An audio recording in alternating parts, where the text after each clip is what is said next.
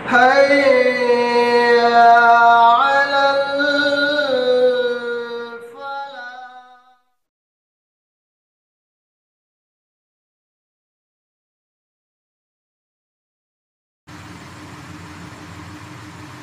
الحمد لله رب العالمين، والصلاة والسلام على سيد المرسلين وعلى آله وصحبه أجمعين، أما بعد. قال الله تبارك وتعالى في القرآن المجيد والفرقان الحميد: أعوذ بالله من الشيطان الرجيم، بسم الله الرحمن الرحيم. يا أيها الذين آمنوا قوا أنفسكم وأهليكم نارا وقودها الناس والحجارة. اللہ رب العالمین نے سورۃ تحریم کے اندر ایک آیت بیان فرمائی اور ایمان والوں کو یہ تلقین کیا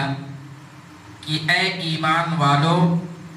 قوا انفسکم، تم اپنے نفس کو بچاؤ، واہلیکم، اور اپنے اہل و عیال کو بچاؤ کس چیز سے؟ نارا، جہنم کے آگ سے، وقودها الناس والحجارہ،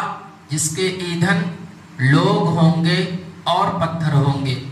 یہاں پر اللہ رب العالمین نے ایمان والوں کو یہ تلقین کی ہے کہ آپ اس دنیا کے اندر جب اپنی زندگی گزاریں تو آپ کے ذہن میں یہ بات ہو کہ کل قیامت کے دن آپ کو اللہ رب العالمین کے سامنے پیش ہونا ہے، اور ہر ایک کا حساب و کتاب ہوگا، اور اس کے اعمال کے حساب سے اللہ رب العالمین یا تو اس کو جنت میں داخل کرے گا یا تو اس کو جہنم میں داخل کرے گا۔ اگر کوئی بندہ اس دنیا کے اندر اللہ رب العالمین کے فرمان کے مطابق اپنی زندگی گزارتا ہے، نبی اکرم صلی اللہ علیہ وسلم کے فرمودات کو اپنی زندگی میں نافذ کرتا ہے، تو گویا کہ اس کا نتیجہ اللہ رب العالمین اس کے اعمال کے حساب سے اس کو جنت میں داخل کرے گا۔ اور اگر کوئی اس دنیا کے اندر اپنی زندگی اپنی منمانی زندگی گزارتا ہے،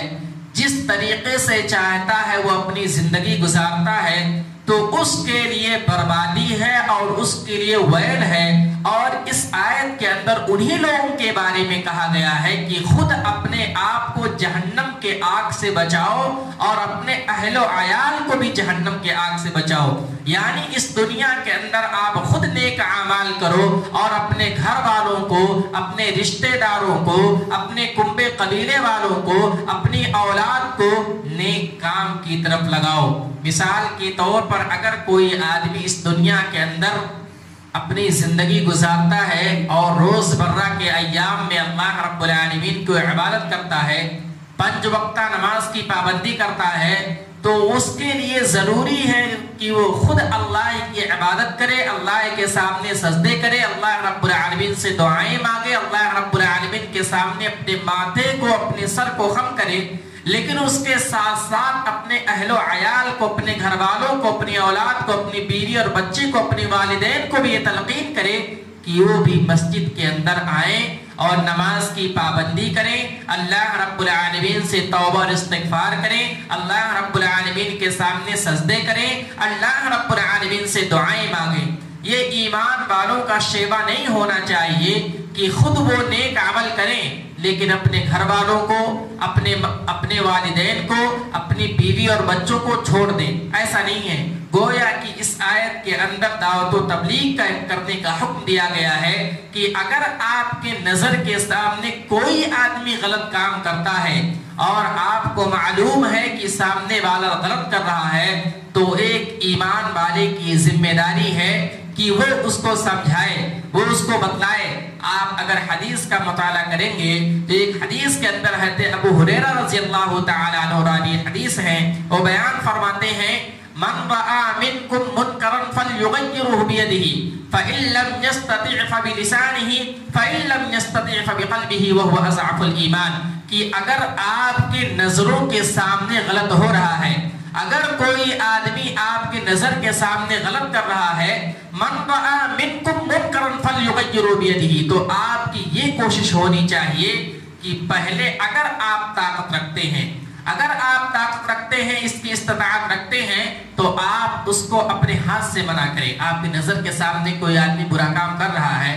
کوئی آدمی چوری کر رہا ہے، کوئی آدمی زنا کر رہا ہے، کوئی آدمی کسی کا حق مار رہا ہے، اور آپ وہاں موجود ہیں اور آپ یہ طاقت رکھتے ہیں کہ آپ اس کو اپنے ہاتھ سے روکیں، تو آپ کی ذمہ داری بنتی ہے کہ آپ جو ہے اس کو اپنے ہاتھ سے روکیں، کیونکہ قرآن مجید کے اندر ہے دعوت و تبلیغ کرنے کا حکم امت مسلمہ کو دیا گیا ہے، اور امت مسلمہ کو سب سے بہترین امت قرار دیا گیا ہے۔ ان بہت سارے اسباب ہیں، جس میں سے ایک سبب یہ بھی ہے کہ امت مسلمہ جو ہے وہ یہ کہ لوگوں کو برائی سے روکتا ہے اور بھلائی کی طرف حکم دیتا ہے۔ کنتم خیر امۃ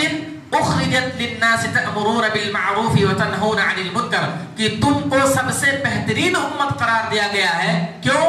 وجہ کیا ہے؟ سبب کیا ہے؟ یہ کہ تأمرون بالمعروف وتنہون عن المنکر، تم لوگوں کو بھلائی کی طرف دعوت دیتے ہو اور برائی سے روکتے ہو۔ تو اگر آپ کی نظروں کے سامنے کوئی آدمی غلط کر رہا ہے اور اگر آپ طاقت رکھتے ہیں، تو آپ کی ذمہ داری بنتی ہے کہ آپ اس کو اپنے ہاتھ سے روکیں۔ فَإِن لَمْ يَسْتَطِعْ فَبِلِسَانِهِ، اور اگر آپ کو معلوم ہے کہ اگر آپ اس کو اپنے ہاتھ سے روکتے ہیں تو معاملہ یہاں تک بڑھ سکتا ہے کہ لڑائی ہو سکتی ہے، جھگڑا ہو سکتا ہے، فساد ہو سکتا ہے، تو آپ کی ذمہ داری بنتی ہے کہ آپ اس کو زبان سے روکیں۔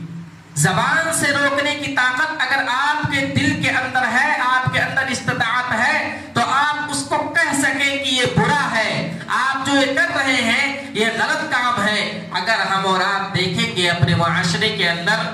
ایسا ماحول آ چکا ہے کہ آپ کی نظروں کے سامنے غلط ہوتا ہے، لیکن ہم اور آپ کے اندر اتنی سکت اور اتنی طاقت اور اتنی استطاعت نہیں ہوتی ہے کہ ہم اپنی زبان سے اس کو روک سکیں، یا یہ کہ اپنی زبان سے اس برائی کو برا کہہ سکیں۔ نہیں ہو سکتا، نہیں کر سکتے۔ تو اگر آپ کے اندر طاقت ہے، استطاعت ہے، تو کوشش کریں کہ پہلے اپنے ہاتھ سے روکیں، اور اگر ہاتھ سے بھی روکنے کی طاقت نہیں ہے تو زبان سے روکیں۔ فَإِن لَمْ يَسْتَطِعْ فَبِقَلْبِهِ وَهُوَ أَضْعَفُ الْإِيمَانِ، اور اگر آپ کو یہ بھی کرنے کی طاقت نہیں ہے، زبان سے بھی بولنے کی طاقت نہیں ہے، تو ہم اور آپ کی ذمہ داری ہے کہ ہم اس چیز کو اپنے دل کے اندر برا جانیں۔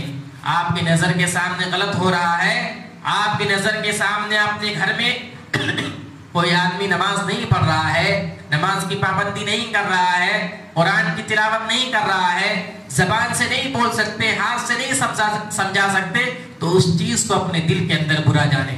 کہ یہ سامنے والا جو کر رہا ہے، نماز کی پابندی نہیں کر رہا ہے، قرآن کی تلاوت نہیں کر رہا، اللہ کی عبادت نہیں کر رہا، اللہ کے سامنے اپنے سر کو خم نہیں کر رہا ہے، تو یہ غلط کر رہا ہے۔ اتنی طاقت ہونی چاہیے، اور اگر ہمارے دل کے اندر یہ بات کھٹکتی ہے تو یہ جان لیجیے ایمان کا نچلا حصہ،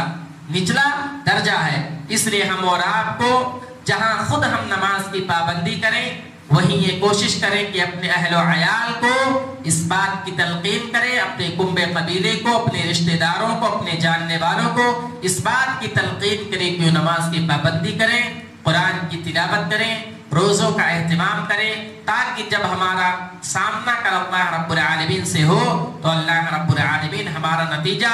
جنت میں داخل کرے اور ہمارے ہر ایک عمل کو قبول فرمائے۔ آخر میں اللہ رب العالمین سے دعا ہے کہ اللہ رب العالمین تو ہمیں کہنے سننے سے زیادہ عمل کرنے کی توفیق عطا فرما۔ اللہ رب العالمین تو ہمیں اس دنیا کے اندر لوگوں کو بھلائی کی طرف بلانے کی اور برائی سے روکنے کی توفیق عطا فرما۔ اللہ رب العالمین جو ہم اور آپ نماز کی پابندی کرتے ہیں، قرآن کی تلاوت کرتے ہیں، اللہ رب العالمین تو ہمارے نیک اعمال کو قبول فرما۔ اللہ رب العالمین تو ہمیں جب تک اس دنیا کے اندر رکھ، ایمان و اسلام کی حالت میں رکھ، اور جب ہمارا خاتمہ ہو تو ایمان کی حالت میں ہو۔ آمین۔ وآخر دعوانا الحمدللہ رب العالمین۔ السلام علیکم۔